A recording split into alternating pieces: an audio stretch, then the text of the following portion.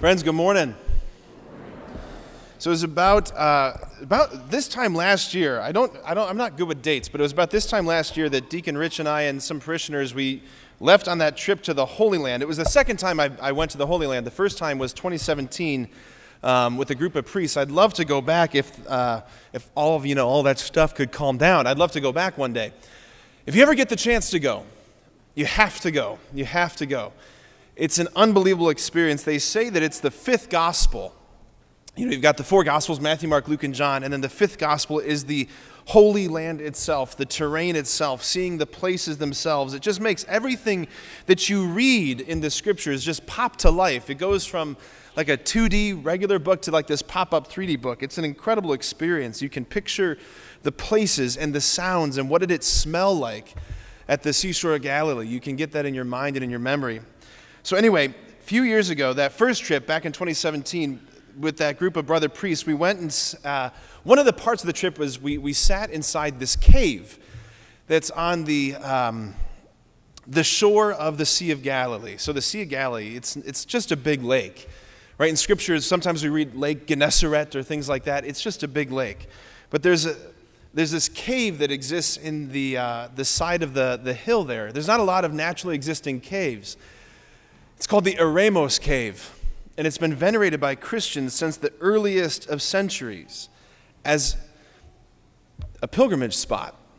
You can see tiny little crosses carved into the wall of the cave. Why would they have venerated this spot? Well, because, in all likelihood, this is the spot where today's gospel happened, where he went early in the morning to a deserted place and prayed. When we were there, the group of us, a few of us, we rose early in the morning and we got coffee, which I don't think Jesus did, but we got coffee and we went to the cave and sat inside the mouth of this cave and watched the sun come up over the hills of Galilee and watching the sun spill down into the valley and just dance across the water. It was absolutely extraordinary. In fact, the image that I gave Dan to put on the TVs for this weekend, it's a picture that I took from inside the cave looking out over the seashore, over the mountains in the distance. So if you happen to be walking out and see that image, that's what this moment looked like. That's what you're seeing. That's where this took place. So he says, early rising in the morning, before dawn, he left and went off to this deserted place where he prayed. That's what I want to talk about this morning, friends. Jesus' prayer.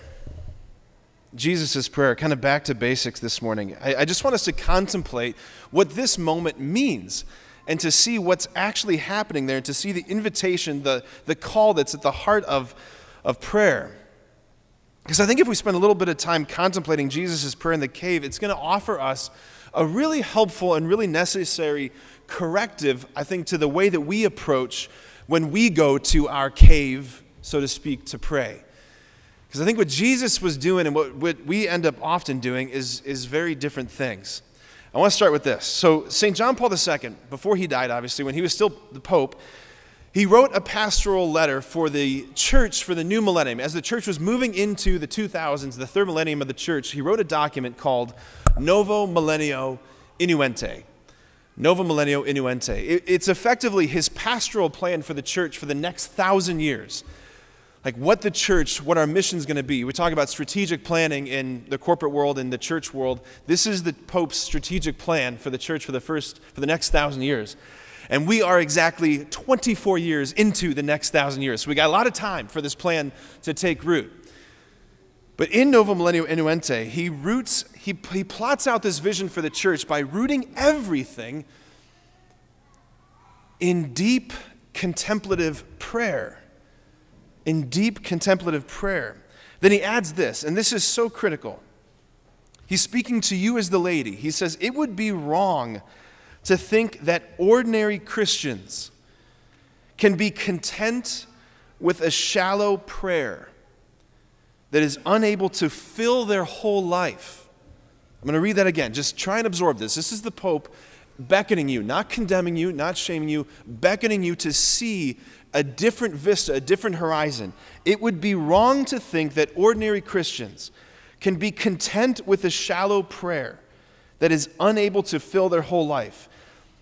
especially in the face of the many trials to which today's world subjects faith, they would be not only mediocre Christians, but Christians at risk. Christians at risk. At risk for what is the question, right? At risk for what? At risk for being hollowed out so that the only thing that remains is this external husk of Christianity, that it's something empty on the inside, that it's just this hollow shell, like the appearance of faithfulness, the appearance of being good, the appearance of faithfulness, while like the inner dynamism, the inner passion, the inner love, the inner movements, all of that is died down. That's what he's talking about. At risk for being willing to abandon him, at risk for being willing to walk away from him, at risk for being unwilling to suffer for him, to suffer for the faith, at risk for apostatizing. Saying, this is not what I believe. Fine, I'll prefer comfort to standing up for the faith. I'll prefer my pleasure, I'll prefer my reputation rather than standing up for this, right? At risk for letting the fire die out. That's what he's saying. We're at risk for that. Think about a marriage. Think of a marriage. When is a marriage at risk? When is a marriage at risk? When the spouses cease talking to each other, when they put up walls and they stop sharing from the depth of their hearts, when they stop communicating. There is no communion without communication. This side of paradise, there is no communion without communication, because we're not angels. We have to communicate to have communion. A marriage is at risk when they, the couple, let that inner fire of love that brought them to the altar, when they let that die out. It's the same thing with our relationship with the Lord, which means that the Pope is saying that prayer is the dynamic of communication that establishes communion within this spousal relationship between heaven and earth. Like this whole encyclical, the whole encyclical is a call to hear Christ's words that he says when he says, put out into the deep. That's how John Paul II launches the church in the third millennium. Duc in altum, put out into the deep. Put out into the deep. And then he contrasts this call to, he contrasts this like risk of being in the shallows to the call of what's actually being offered. I want you to listen to this. This is what the Pope is saying. This is what the church is saying. This is where prayer will lead you. This is where it's headed. The great mystical tradition of the church, of both East and West, has much to say in this regard, regarding prayer. It shows how prayer can progress as a genuine dialogue of love to the point of rendering the person wholly possessed by the divine beloved, vibrating at the Spirit's touch, resting filially. That means like a child, resting like a child within the Father's heart. This is the lived experience. This is what he's saying. This is the lived experience of what Jesus promises. He who loves me will be loved by my Father, and I will love him and manifest myself to him. It is a journey, he says, thanks be to God, totally sustained by grace. Totally sustained by grace, which nonetheless demands an intense spiritual commitment on our part and is no stranger to painful purifications. That's why we stop, because it's hard. But it leads, he says finally, in various and possible ways to the ineffable joy experienced by the mystics as nuptial union. He's not talking to nuns. He's not talking to priests. He's not talking to Carmelites or people who are cloistered away. He's not talking to Carthusians or hermits. He's talking to you with your jobs and your kids and your struggles and the cat who has diabetes. He's talking to you with all the things that are happening in your life. He's saying that your prayer life, it's meant to lead to what the saints call mystical nuptial union, an ineffable joy. That's where this is all headed. That's what is being held out to us. It's not just reserved to the spiritual elite, but to the lay faithful, to be wholly possessed, he says, by the Spirit. Like demonic possession, we saw last week Jesus exorcising a demon. Demonic possession is the diabolical mockery, the inversion of what God intends for each of us, which is holy possession. To be wholly filled and possessed by the Spirit. As some of the saints says, as Teresa of Avila says, as John of the Cross says, it's to be totally intoxicated on the wine of God's love. Is it any wonder when Pentecost falls upon the apostles, they go out into the streets and they're filled with the love of God, and the only thing that the people around them can conclude is these men must be drunk. And they say, hey, it can't be drunk because it's only 9 o'clock in the morning. And I'm like, well, I don't know. They weren't drunk on any wine. It was the sober intoxication of the Spirit. So the question is, how do we get there? If that's the destination, how do we get there? Let's get back to this gospel. Rising very early before dawn, he left and went off to a deserted place where he prayed. What was he doing in that cave? Let me ask a related but different question. When you go to pray, when you go to your cave, what are you doing? What are you doing? Because I ask that because one of the very common things that I hear as your priest is this phrase, saying my prayers. That a lot of us are very concerned about saying our prayers. Saying one's prayers is a very beautiful and very important part of the spiritual life. We have magnificent prayers in our tradition, magnificent devotion. So don't please hear me as saying, none of those are good, that's bad. That's not what I'm saying. They're beautiful, they're important. But there's a huge difference between saying your prayers and praying like Jesus is praying in this gospel. Just as we can see readily that there's a huge difference between reading scripted dialogue and a heart-to-heart conversation. There's a huge difference. Like as a faithful Jew, did Jesus say his prayers? Yes, every single day he was saying his prayers. Shema Yisrael, the Lord your God is Lord alone. He was saying his prayers, but it did not stop there. I'm certain it didn't end there. He went away to this cave to be with his Father. The deserted place was not a place of solitude. It was a place of communion. The desert, if you look at the Old Testament, the desert, the deserted places are not places of emptiness and solitude. They're places of romance, places of communion, places of deep encounter. He's going to this deserted place to be with his Father, to put himself in a position, in a posture, in a place to be loved. It's like he put himself beneath the crashing cataracts of a waterfall to allow this love to come drenching upon him. He went to this place so that he could hear his Father's voice, to let the silence be drowned out so they could hear his Father's voice, so he could see his Father's eyes, so he could see his Father's smile. Like in that cave, in that quiet, he cracked open his heart to let it all out, to let it all out. I love, there's a line in the letter to the Hebrews where the author of the Hebrews is describing for us what Jesus' prayer was like. What Jesus' prayer was like. He says this, and it's astounding. In the days of his flesh, meaning when he was among us, Jesus offered up prayers and supplications with loud cries and with tears to him who was able to save him from death, and he was heard for his godly fear. Like I read that and I think, is that what I sound like in prayer? Is that what you often sound like? Loud cries, bemoaning, wailing, tears. He sounds like a wailing infant. Is that how you sound? I think more often than not, we filter our prayers through so many layers of these false images of God.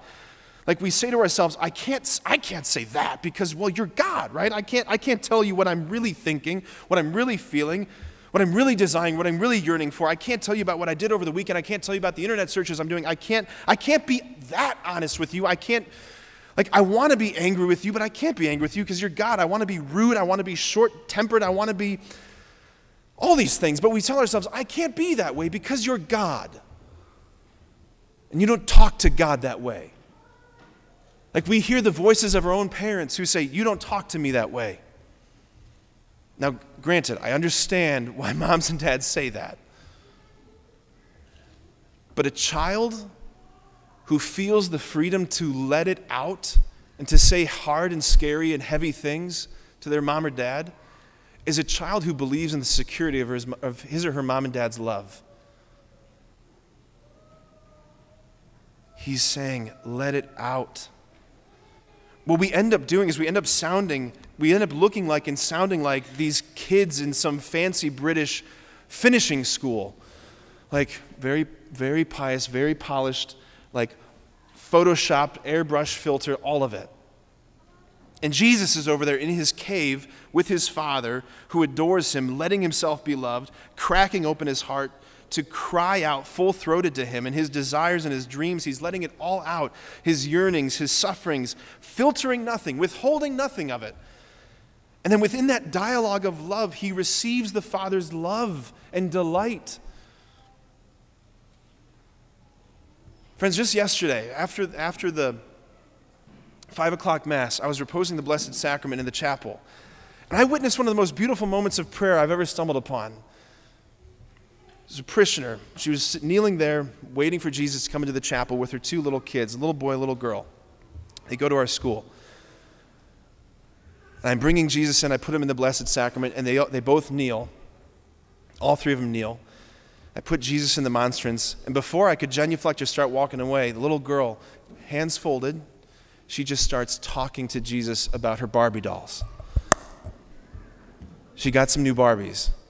And she was telling Jesus all about the Barbies and what they're wearing and the colors, and purple's my favorite color. And then she said, Jesus, what's your favorite color? She's probably 5 years old. She would not stop sharing her heart. It was prayer. It was beautiful. It was beautiful. Friends, look, I don't want us to be Christians at risk. I don't want us to live in the shallows. I want to invite us into the depths. Like that's my whole heart for you. It's my whole heart for you. That's my whole heart for this parish, my whole heart for your marriages. Like to come into the depths. To not just be satisfied with the shallows, not to be satisfied with a shallow prayer life or a casual relationship with Jesus, because no amount of casual contact with Jesus is ever going to change you or it's ever going to change the world. If you want to get soaked by Niagara Falls, get on Maid in the Mist and get under the falling water. Most of us are just like, I'll stand on the shore. I'm just saying, get on the boat, let's get soaked. Let's get soaked. He's inviting us, Duke and Altum, put out into the deep. And I know, like, part of why we don't want to do it, part of why we throw up our hackles, part of the reason why we say, I'll just settle for the shallows, is because we're just afraid of what's in the deep. We're afraid of what's deep down inside of us because there's wounds and hurts from our past and memories we'd rather not revisit. Just all the weird, scary sea monsters, they don't live in the shallows. They live in the deep. The things with like the angler fish and the light. You know what I'm talking about, right? Give me this if you know what I'm talking about. Okay. The weirdest and the scariest stuff lives in the deep. The weirdest and the scariest stuff in you, it lives in the deep. Just like a few weeks ago, Jesus asked the question, what do you desire? Jesus is telling you, put into the deep. If you want to know where he is inside of your heart, he's waiting for you at the lowest place. That's why we go to a deserted place, not to just say words at him, but to finally get to a place where we're still enough and quiet enough, where we can descend into the depths of our hearts with him and be honest, to let it out, to dialogue, a genuine dialogue of love, which, as the Pope said, progresses to this nuptial union, ineffable joy. Friends, this is the invitation from the Lord to follow him to that cave, to go down into the deep. It's where he's waiting. Let us not be Christians at risk. Let us not be Christians afraid of the deep or afraid of silence or afraid of dialogue. He is a God who speaks, and he's speaking to you. Amen.